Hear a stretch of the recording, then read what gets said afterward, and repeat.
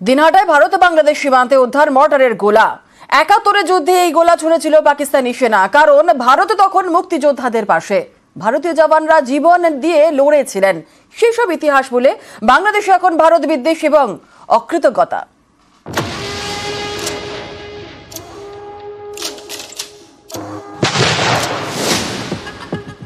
এটা পাকিস্তানি সেনার মর্টারের গোলা বুধবার নিষ্ক্রিয় করা হলো ভারতে, কোচবিহারের দিনহাটায় ভারত বাংলাদেশ সীমান্তে। মঙ্গলবার বিকেলে দিনহাটার ঝিকড়িতে উদ্ধার হয় পাকিস্তানি সেনার মর্টারের গোলা। ৭১ যুদ্ধে এই গোলা ছুড়েছিল পাক সেনা। ৫৩ বছর পর সেই মর্টারের গোলা উদ্ধার ভারত বাংলাদেশ সীমান্তে। বুধবার তা নিষ্ক্রিয় করা হয়। কনস্ট্রাকশনের কাজ করছিল, সেই সময় মাটি খুঁড়তে গিয়ে তারা দেখে একটি মর্টার রয়েছে। সেটা পাওয়ার পর সেখানেই তারা কর্ডন করে রাখেন। বিন্নাগুড়ি আর্মি যে রয়েছে আর্মি ক্যাম্প, যারা স্পেশালিস্ট আর্মিতে যারা আছেন তারা আজকে আসেন এবং মর্টারটিকে ডিসপোজ অফ করেন। ৭১ মুক্তিযুদ্ধ, মুক্তিযোদ্ধাদের পাশে দাঁড়িয়ে যুদ্ধ করে ভারতীয় সেনা। পাকিস্তানকে হারায় জন্ম হয় বাংলাদেশের। এই ইতিহাস ভুলে বাংলাদেশের অনেকের গলায় এখন অকৃতজ্ঞতা। আমাদের বিদ্রোহ ছিল পরিকল্পিতভাবে বাংলাদেশকে স্বাধীন করার জন্য।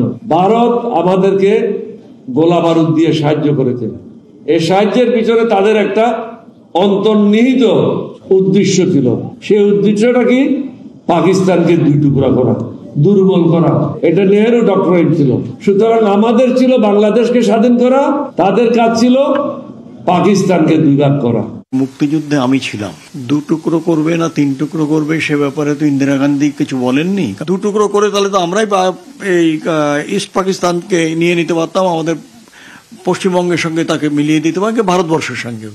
আমরা কোনোদিন আগ্রাসী নই। যেখানে মানবাধিকার লঙ্ঘন হচ্ছে সেখানে একটা সভ্য জাতি হিসাবে আমাদের যেটা করেছিলেন ইন্দিরা গান্ধী তার সময়ে, সেটা একান্তভাবেই প্রয়োজনীয় এবং সেটা দরকার ছিল যাতে মানব হত্যা নির্বিচারে না হয়। ভারত যে যুদ্ধটা করেছে সেটা কিন্তু সে সম্পূর্ণভাবে করেছে। স্বাধীন বাংলাদেশের মাটিতে আজকে কিন্তু ২০০০ ভারতীয় সৈন্যের বলিদান রয়েছে। ভারত হাজার হাজার কোটি টাকা সেই সময়ের হিসাবে তার নিজের কোষাগার থেকে খরচ করেছিল এই বাংলাদেশকে কিন্তু স্বাধীন করার জন্য। তাহলে বাংলাদেশের স্বাধীনতাতে ভারতের অবদান নেই, এই কথাটা তারাই বলছেন যারা ভারতের অবদান এবং তার সাথে সাথে পূর্ববর্তী যে রিজিম, সেই যে সরকার, তার অবদানটাকেও সম্পূর্ণ ভুলিয়ে দিতে চান। এর ফলে কিন্তু ইতিহাস মুছে যাবে না। নিউজ 18 বাংলা। বাংলাদেশের পাসপোর্টে ইউরোপের বিভিন্ন দেশের ভিসা পেতে সমস্যা, এই সমস্যা মিটে যায় ভারতের পাসপোর্ট হাতে পেলে। এই সুযোগেই পাসপোর্ট জালিয়াতির রমরমা। চাঞ্চল্যকর তথ্য তদন্তকারীদের হাতে। তাদের নজর এবার ডিআইবি পুলিশের একাংশের উপরেও। জাল নথি তৈরি করে ভারতীয় পাসপোর্ট, সেই পাসপোর্টই চলে যাচ্ছে বাংলাদেশিদের হাতে। ভারতীয় পাসপোর্ট দেখিয়ে তারা চলে যাচ্ছেন বিদেশে। এমনই চাঞ্চল্যকর তথ্য পেয়েছে কলকাতা পুলিশ। তারা জানতে পেরেছে ভারতের পাসপোর্ট নিয়ে ৫০ জন বাংলাদেশি বিদেশে রয়েছেন। কিন্তু কিভাবে? তদন্তকারীদের দাবি,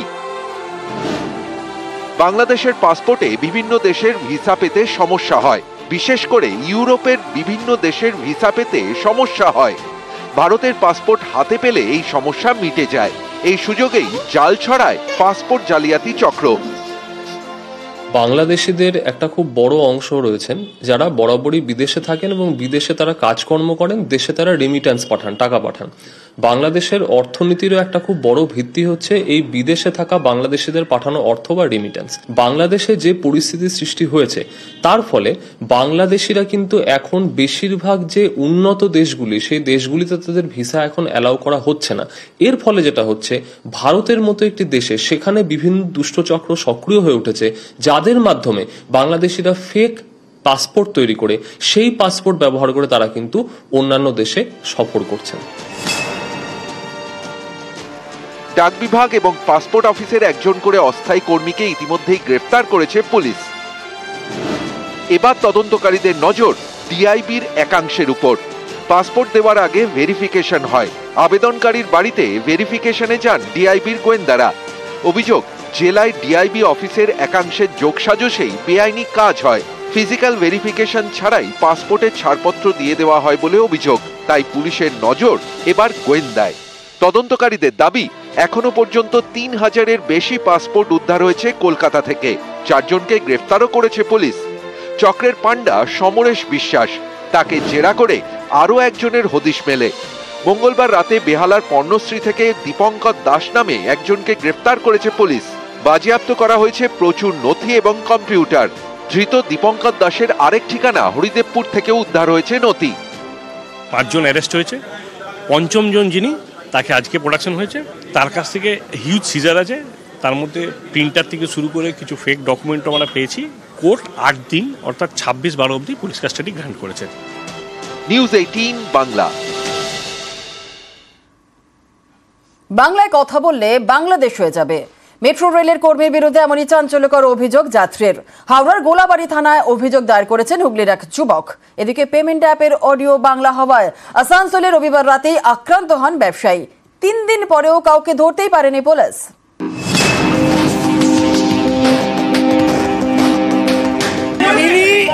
প্রথম থেকে একটাই কথা বলছেন যে যারা বাঙালি তারা বাংলাদেশি। চলে গেল কি নাম, কি আনন্দ? অভিষেক কুমার আনন্দ। মেট্রো রেলের হাওড়া স্টেশন। এখানে টিকিট কাটতে গেলে হিন্দিতে বলতে হবে, বাংলায় কথা বললে বাংলাদেশ হয়ে যাবে। অভিযোগ, মঙ্গলবার এক যাত্রীকে এমনই নিদান দেন টিকিট কাউন্টারের এক কর্মী। আজকে এনার কাছে টিকিট নিতে এসেছি। ইনি প্রথম থেকে একটাই কথা বলছেন যে যারা বাঙালি তারা বাংলাদেশি। চলে গেল কি নাম, কি আনন্দ? অভিষেক কুমার আনন্দ। আজকে আমাদের বাংলাদেশি বলেছে, কি বলেনি? হ্যাঁ বলেছে, বাঙালিদের বাংলাদেশি বলেছে। আপনি কি ওদের হয়ে কথা বলছেন? ভাষা ঠিক করবে।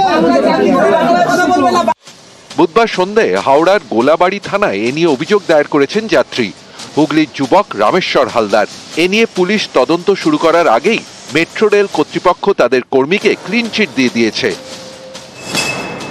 তাদের দাবি, অভিযোগ ভিত্তিহীন।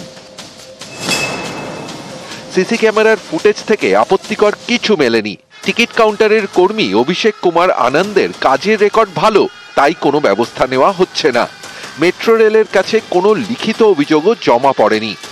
উনি পরিষ্কার বলেছেন যে আমি বাংলাতে কোনো কথা বলতে পারবো না, বেশি বাংলা করবেন না, তাহলে এটা বাংলাদেশ হয়ে যাবে, আর আমি বাংলাতে পরিষেবা দিতে পারবো না। এই কথাটা উনি যখন বলছেন, তার মানে মেট্রো কর্তৃপক্ষ এইটাকে প্রমোট করছে।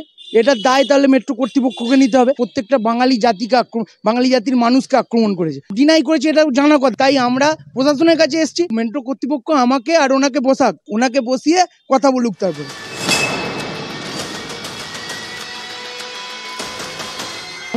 আমরা তো ওয়েস্ট বেঙ্গলের, আমরা তো বাংলাটা তো আমরা বলবোই। কলকাতা শহর তো বাংলা না বললে কেমন লাগবে? যে এলাকা যেটা চলে, আমার মনে সেই ভাষাটা শেখাটা সবার ক্ষেত্রেই জরুরি, তা সুবিধা হবে। কিন্তু এর জন্য আমি অন্য ভাষা বলে আমি টিকিট পাবো না, সেটাও ঠিক না।